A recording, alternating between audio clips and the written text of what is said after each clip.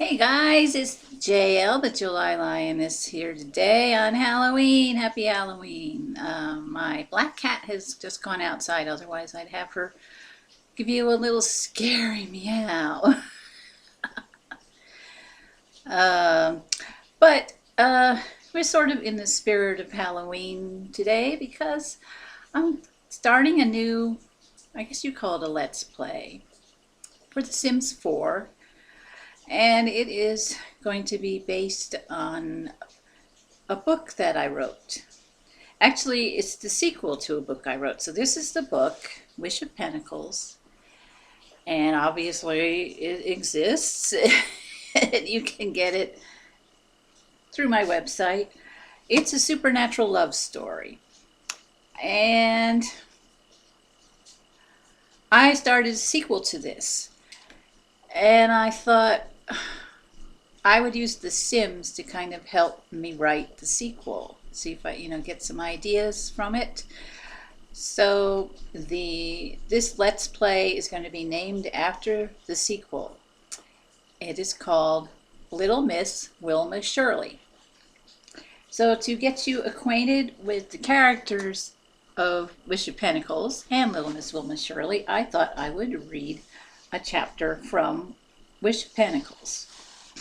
And if there are any very kind people out there who actually have a copy of this book, you probably have the black cover. This one's loaded with typos. Oops. And hopefully I got the worst of it cleaned up for the black cover. Boy, I mean, it just is never ending. Excuse me, my ear is... that's cute. Okay. Yeah, so I'm just going to read this chapter. It's chapter 29, and it is actually called Little Miss Wilma Shirley. So if you have a copy of Wish of Pentacles, this is the chapter I'm reading from. You could even read along with me, but I think I might have done some editing since, like I said, it might not be exactly the same words. That's okay. So, first of all, roughly the story is the adventures, at least in this book, it's set in the 1990s, around 1991. And it's a story of a rock musician named Rain Sanders who has psychic abilities. Now, back in the 80s and 90s, that was really not a great thing, not really much of like a gift or anything. You would keep it in the closet, because if you didn't closet that, people were going to give you a real hard time. Maybe you might even end up in the loony bin. It was just very misunderstood, and you would, if you had psychic leanings and you couldn't find other psychics to be with, then you would need to just kind of closet that stuff, like go into deep cover and just wait until the world is ready for you. So having psychic abilities was difficult, and Rain had a hard time, and this book kind of illustrates that it's not always a lot of fun having some gifts, because people will not treat you very nicely. At least back in the 90s, they didn't get it. I think it's way better now. So this book is narrated by Rain, who is male. So yes, I am female. So okay, just keep that in mind. If he talks about his darling or anything, it's Rain talking, not me. Okay. Okay. No, I will dig myself into a hole here. Okay, but so this is Rain narrating. Okay. Chapter 29, Little Miss Wilma Shirley. It was a month after the battle in the vortex. Wish and I had just settled into our new home, and we'd already acquired the beginnings of what eventually became the Sanders Zoo. The professor had finally gotten back to the States physically, and he was visiting us for a few days. Wish was away visiting with a friend for the day, so we were pretty much alone with one another and our thoughts. We settled on opposite sides of the patio table with drinks in hand. It was really nice to be able to kick back and rest for once. The professor sipped at his Earl Grey and smiled at me soberly. I can feel the questions in you, son. Don't be afraid to ask them. I took a pull at my Coke and chuckled. Show off. Let's make it interesting. Suppose you tell me what my questions are. He leaned back in his chair and laughed. It had a sound of delight to it. Lazy bones. Very well, I will.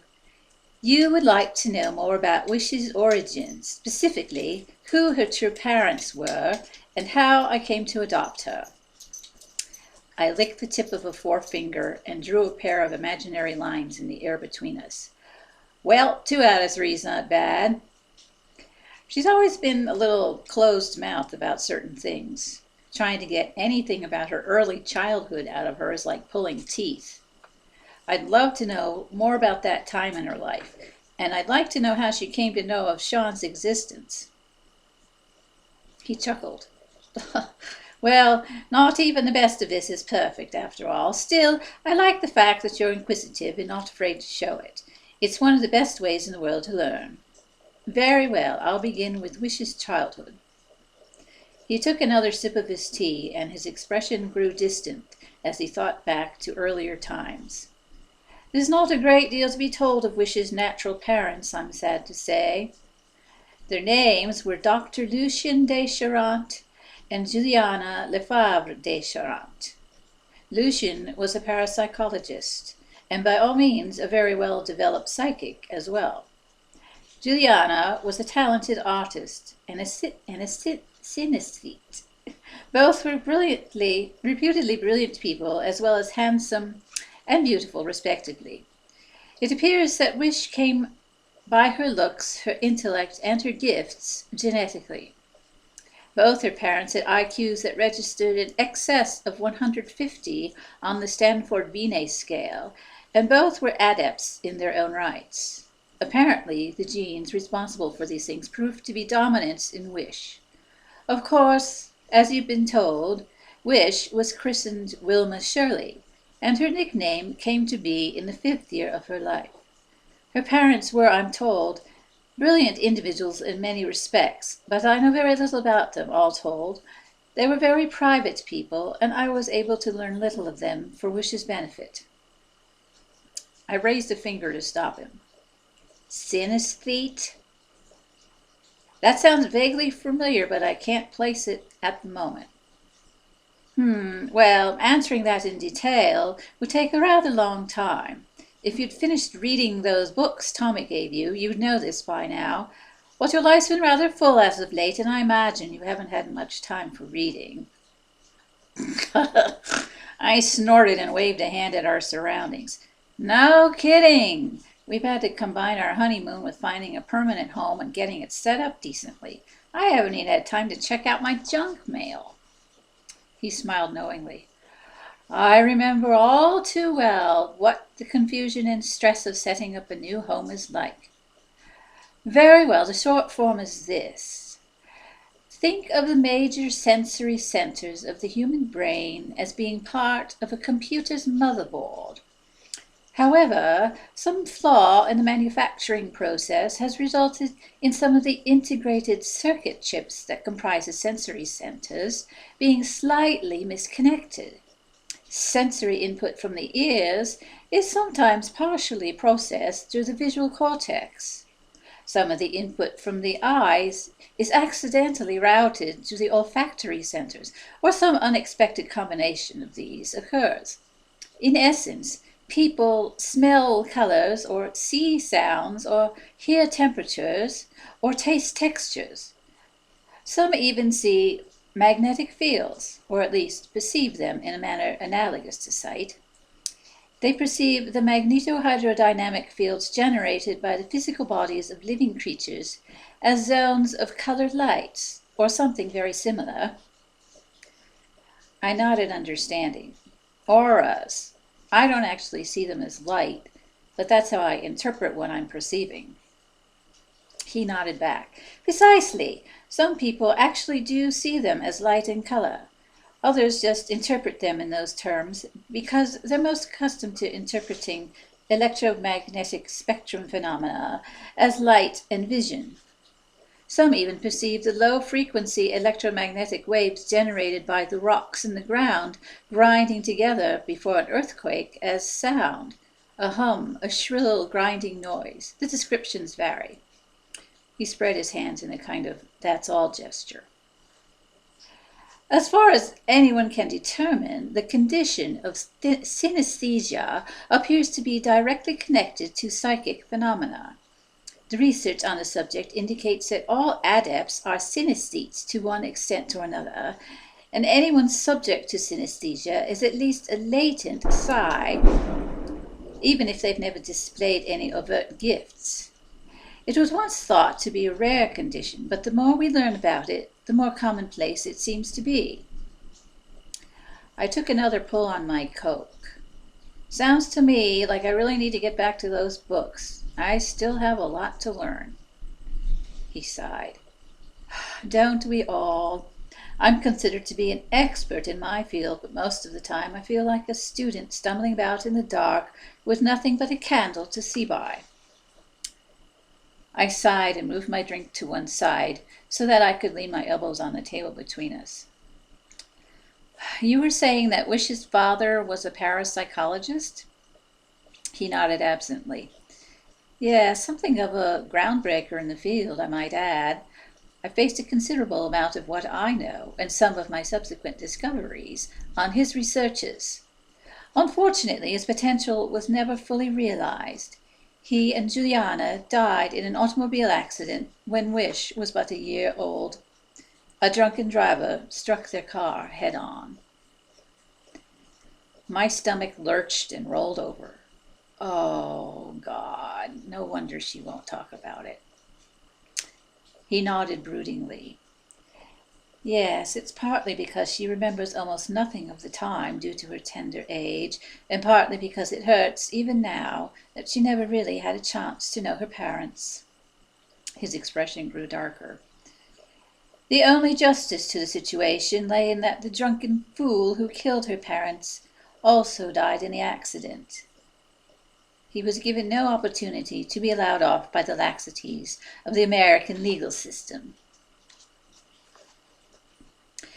The fact that my darling Wish had lost her parents because of a drunk driver had me mad enough to want to bite something in the neck. But there was nothing I could do about it at this late date.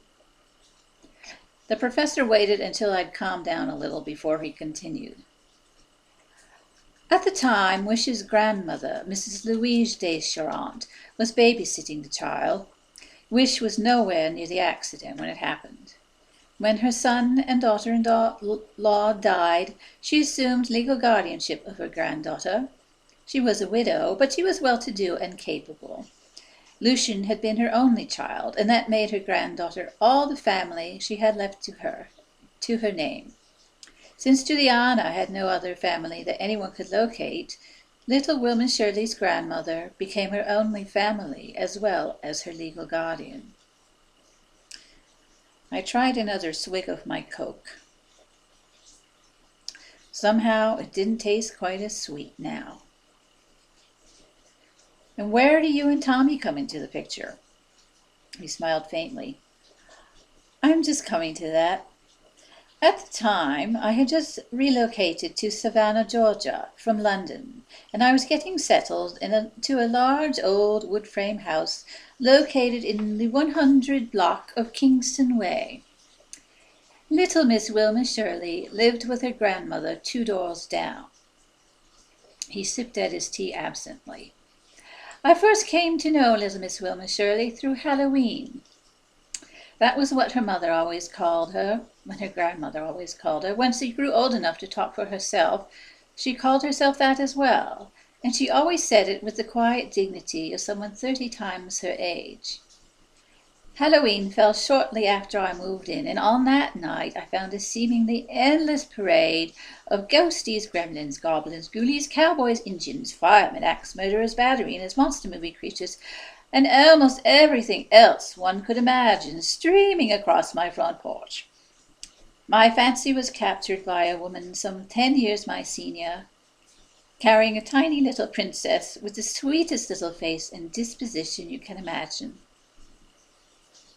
It grew from there to frequent visits and occasional invitations to dinner from her grandmother.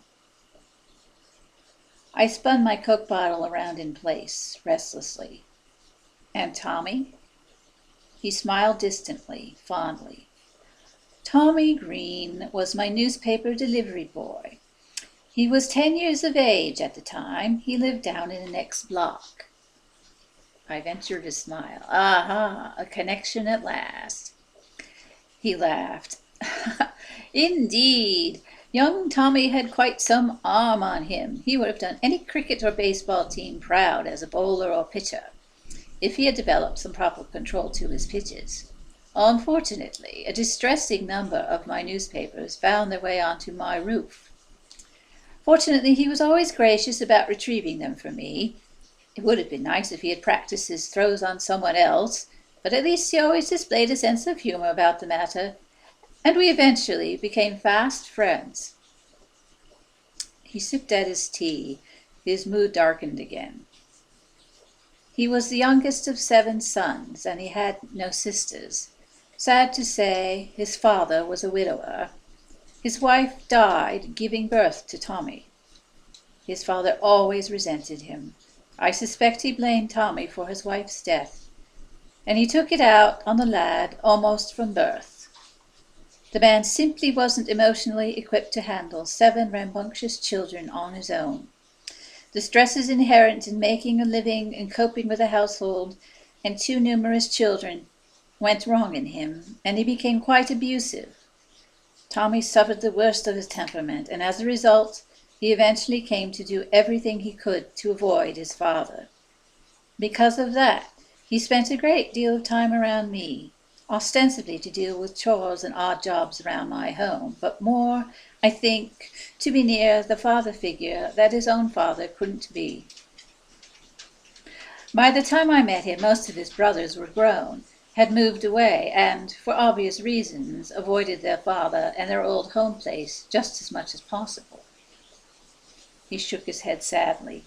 In time, Tommy was the only child left there, and his father's foul moods concentrated on him all the more.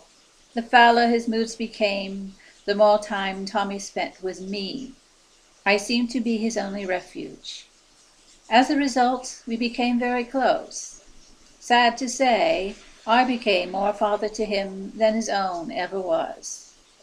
And since my wife had died before we were able to have children, I found myself welcoming his presence in my home. His expression saddened. And then, 4 years after I'd moved to Savannah, I came home from my post at the university one hot July afternoon and found someone sitting on the swing on my front porch. As it chanced, Tommy came up on his bicycle at that moment, and we both went up to see who had come to visit. It was little Miss Wilma Shirley. She was sitting there, very still, very pale, and crying. My stomach lurched. I could feel it coming. We asked her what was wrong. She began to sob. Between sobs, she told us that she wanted to stay in the purple house, which is what she always called my house since it was painted white with a trim of violet. Tommy had become very fond of her as well over the years, and he was very gentle about things, more so than most teenagers would have been, I suspect. Very gently, he asked if she wanted to go home. She shook her head and sobbed that she was afraid to, because of the monster. My stomach stopped lurching and just sank. Tommy and I looked at one another uncertainly. I feared the worst, of course. I was very much the adept even then, but I had to ask anyway. Upon being asked what monster she was referring to, she explained that it was the monster that had put her grandma to sleep. My stomach rolled over and tried to die on me. Oh, no. He nodded sadly. Her grandmother had been ill for some time, progressive congestive heart failure. I had visited her only 2 days before and found her in bed. She had insisted that she was but resting and intending to rise soon. She had said that she was merely fatigued and that I was not to be concerned for her. I asked her to telephone me if she needed anything at all. He sighed heavily. Perhaps she did call while I was at work that day. There was no such thing as a telephone answering machine in those days. I didn't really need to ask the question, but I couldn't help myself. Her grandmother was dead? He sighed. Yes, of heart failure. Wish still has very clear memories of that day. She tells me her grandmother retired for a nap at 3 o'clock that afternoon. At 4 o'clock, Wish went up to her bedroom to ask her for her usual afternoon snack, but she couldn't wake her. She crept back downstairs and helped herself to some cookies from the cookie jar and milk from the refrigerator, then took a little nap herself. At 6 o'clock, she went back to her grandmother's bedroom to ask for dinner, but she couldn't wake her. I felt sick. Oh, God, she was already dead, and she left behind a 5-year-old girl all alone. Jeez Louise. He nodded soberly. The poor child was very confused and afraid, but she remembers eating lots of cookies and milk for dinner and falling asleep on the living room sofa. The next morning, she wandered around the neighborhood for a long while and eventually settled on my porch sometime during the early afternoon. I felt more than just a little aghast. She wandered all over the neighborhood for most of a day, and nobody saw her. I can't believe that. Where was everybody? He shrugged absently. Most of adults were at work. Those who weren't were probably housewives and dealing with housework indoors, where they would be unlikely to notice a small child wandering about outdoors. That particular summer, most of the children in the neighborhood were away at summer camps, and those who weren't off at some camp tended to congregate at the community swimming pool to take refuge from the heat and boredom. In that summer heat, any adult who chanced to notice her most likely dismissed her from their minds immediately as just a little girl wandering around looking for an ISIS cart. The term caught me unawares. Huh? An ISIS cart? He chuckled self-deprecatingly. My apologies. What you Yanks call ice cream, we Brits call ices. What you call an ice cream truck, we call an ISIS cart. I probably looked as blank as I felt. Oh, I see, I think. So, you and Tommy found Wish's grandmother's body. He shook his head. No, I asked Tommy to stay with little Miss Wilma Shirley, and I went to her grandmother's house alone. I telephoned the police from Mrs. Deschamps' bedroom. He drained his cup and put it down with a heavy sigh. Because of the good standing I had attained in the community over the 4 years I'd been there, I was allowed to take little Miss Wilma Shirley into my home. It was her wish, and there was no one else to take her except the county orphanage, so everyone was happy with the arrangement. I was well off enough, financially speaking, to support her properly, and I had a housekeeper to help in her care, so eventually I was legally allowed to adopt her. My housekeeper, Mrs. Pilgrim, was a dear lady. albeit somewhat insufferable at times, the way she prattled on, and she helped me raise little Miss Wilma Shirley. I was finally beginning to understand that part of things. And did you adopt Tommy, too? He shook his head. No, by the time his father passed away, Tommy was past legal age. There was simply no point in it. But I helped him whenever I could, and when he reached the age of majority, he officially moved in with us. And he helped us to raise little Miss Wilma Shirley. Eventually, the lot of us relocated to London. It was there that Tommy met Reza and became friends with him, to everyone's everlasting regret. I raised an eyebrow at him. That would explain that atrocious Cockney accent of Razor's. And that thing Tommy told me about how Wish got her nickname. Truth, or him just being a butthead and yanking my chain? The professor chuckled sadly. I'm not sure what Tommy told you, but the tale, as I understand it, is this. Little Miss Wilma Shirley missed her grandmother terribly, and she wished aloud many, many times that she was back with her again. She voiced the wish so often that Tommy, like all older brothers, couldn't resist the urge to tease his little sister and nicknamed her Wish. In self-defense, little Miss Wilma Shirley adopted the nickname, but from a different direction and for her own reasons. Miss Wilma Shirley was slowly becoming too cumbersome for her to want to deal with, so she devised a contraction of her first and middle names and adopted it as her nickname. The fact that it was identical to the name Tommy had placed on her seemed not to bother her in the slightest, and at the same time, the fact that the nickname failed to irritate her irritated Tommy all the more. I've never been certain, but I suspect that this was Wish's intention all along. Brothers and sisters have delighted in tormenting one another since the dawning of time, I think. There you go, little Miss Wilma Shirley. And thank you for letting me take up half an hour of your life. This has been JL, and I hope you'll enjoy the little Miss Wilma Shirley Let's Play. Take care, guys.